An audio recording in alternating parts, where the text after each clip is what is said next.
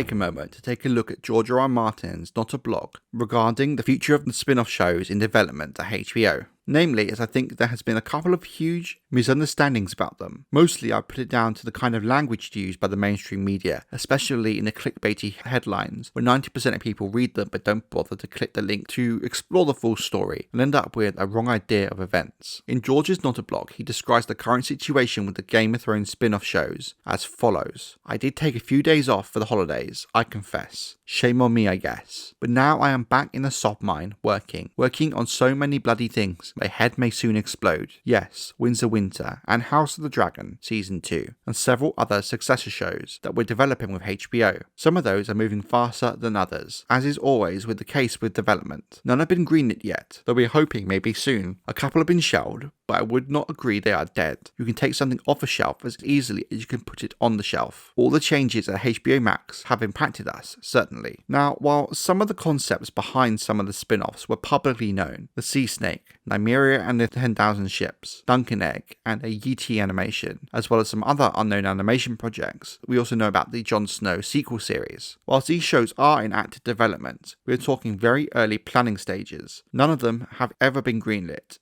You cannot cancel what has not been greenlit. Rather, HBO could pass on these concepts and maybe come back to them in the future. In terms of the spin-off shows in development that have been shelved, we don't know what ones they are for certain. However, we can speculate using the information we do have which ones they could be. Back in October, reports came out that the production company behind some of the spin-off shows had removed the Sea Snake and Nymeria from their in development tabs on their website. While that is hardly official confirmation and was dismissed at the time as not really that big of a deal, looking back now, I do think with the news of the shows being shelved, it's more likely that these two are among the shelved shows. We also know that throughout the HBO Warner family, even before the merger with Discovery, animated projects were being cancelled left, right and centre, and as the merger progressed, many popular shows such as Westworld are even being removed from HBO Max in a very unexpected and unprecedented move. We can take two things from this. Animation does not seem to be a priority for now for whatever form HBO is about to take, and given the dropping of some of their most high-profile brands, the producers are being ruthless, more so than they have been in recent years. Yes, Game of Thrones was a massive success. House of the Dragon was a hit, bigger than anyone predicted it could be, but that does not give any of these spin-offs an automatic pass. So given that, I think a fair guess is that these animated shows might be part of that shelving. Given all the changes happening behind the scenes at HBO, it does not surprise me that many of the spin-off ideas are being put on the back burner.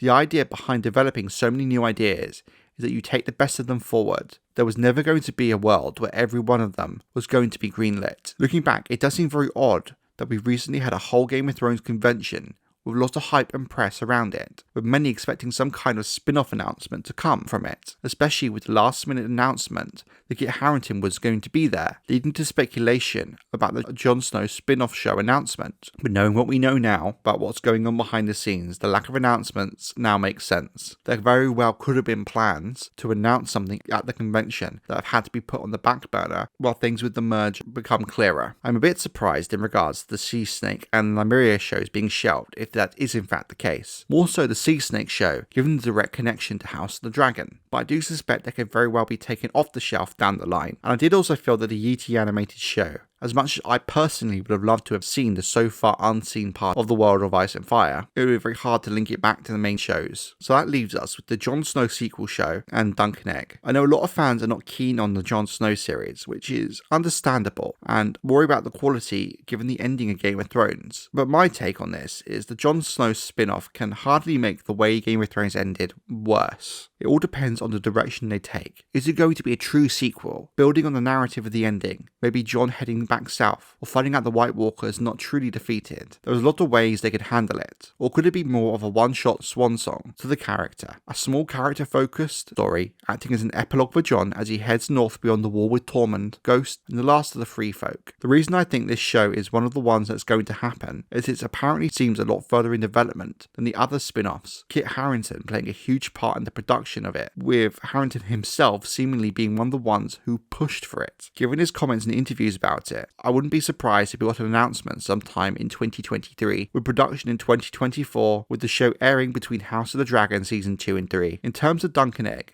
we still know little about it. We don't know yet for sure what form it would take: a miniseries, an anthology, a series of feature-length episodes every year or two, similar to how the BBC ran Sherlock, or even a series of TV movies. But the reason I think this spin-off happens is there's a real fan demand for it, and plus books and source material to work from, which, as we know from Decline of Game of Thrones, is vital in helping adapt for screen. But there is one last, bigger reason I think these shows are being shelved, and I think it comes back to House of the Dragon. No one knew how well House of the Dragon would do, given the decline in the brand's popularity in the wake of Season 8. Having other spin-offs in the works was needed, in case House of the Dragon did indeed flop, but it didn't. In fact, it was better than most expected, and performed beyond anyone's expectations. I talked about this before it was announced that House of the Dragon would be covering the Dance of the Dragons, but now that this idea is already being brought up by the showrunners, I think it's a fair point to bring up. House of the Dragon should take about 4 seasons to cover the whole of the dance, but what's to stop them there? Why not jump forward and cover the first Blackfire Rebellion? Why not go back and cover Aegon's conquest, or Maegor's rise and war with the Faith? Why not cherry pick some of the best of the long reign of Jaehaerys? I think House of the Dragon could very well become an anthology series, and thus the spin-offs might not be as necessary as they once were, allowing more resources for any kind of House of the Dragon anthology. Plus, another factor I think you could consider is when you look at the Marvel Cinematic Universe and Star Wars, specifically the spin-off shows on Disney+.